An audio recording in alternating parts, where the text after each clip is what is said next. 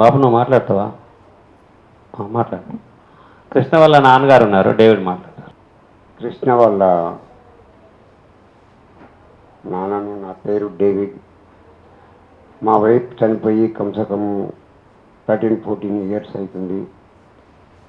అప్పటి నుంచి నా బిడ్డనే కానీ నా కొడుకునే కానీ చదివించుకున్నాను. నా కొడుకును బి ఫార్మసీ చదివించినాను. అమ్మాయిని డిఎంఎల్ చేయించి వివాహం చేసినాను. ఆ తర్వాత నేను సింగిల్గా ఉంటున్నాను. రీసెంట్లీ 26 మార్నింగ్ 6 o'clock 7:30కి వచ్చిండు.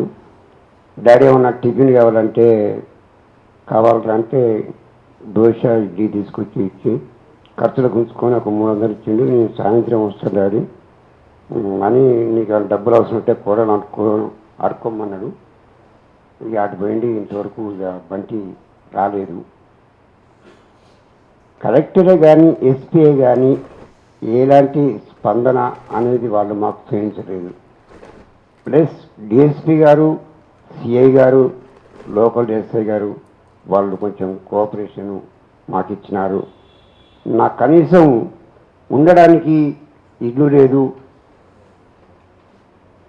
పెన్షన్కు నాకు గవర్నమెంట్ సాయం చేయాలి. ప్లస్ ఇల్లు, కొంచెం ల్యాండ్ ఒక 2-3 ఎకరాలు 4 ఎకరాలు ల్యాండ్ కూడా నాకు గవర్నమెంట్ సాయం చేయాలని నేను వేడుకుంటున్నా. ప్లస్ ఇంతవరకు సీఎం గారి యొక్క దృష్టికి ఈ బంటి కులాంతర వివాహం చేసుకుని చనిపోయిందనేటువంటి ఇన్ఫర్మేషన్ ఇంతవరకు లేదని మాకు తెలిసింది. అయితే సీఎం దృష్టికి వీళ్ళు ఫోన్ చేయలేదు.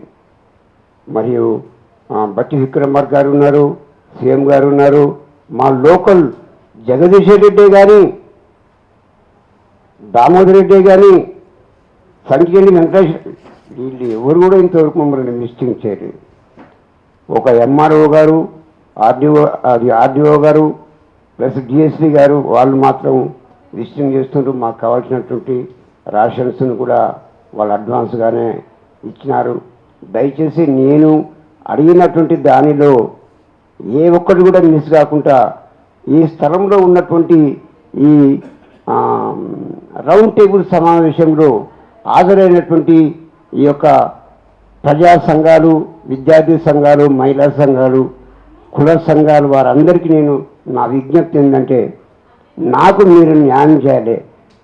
మీడియా ద్వారానే న్యాయం జరుగుతుంది కానీ ఈ పోలీసు వాళ్ళ ద్వారానే కానీ ఇంకా ఇతర వాళ్ళ ద్వారా కానీ ఎలాంటి న్యాయం అనేది జరగదనేది నాకు అర్థమైపోయింది.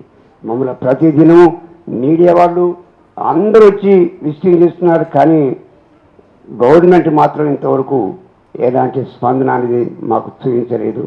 దయచేసి మీ కుల సంఘాలు ఈ స్థలంలో ఉన్న ప్రతి ఒక్క సంఘంలో వారు మరి గవర్నమెంట్ దృష్టికి తీసుకెళ్లాలని నేను మీ అందరికీ మనవి చేసుకుంటున్నాను. అమ్మాయిని చదివించడం గవర్నమెంటు పూర్తి బాధ్యత తీసుకోవాలి.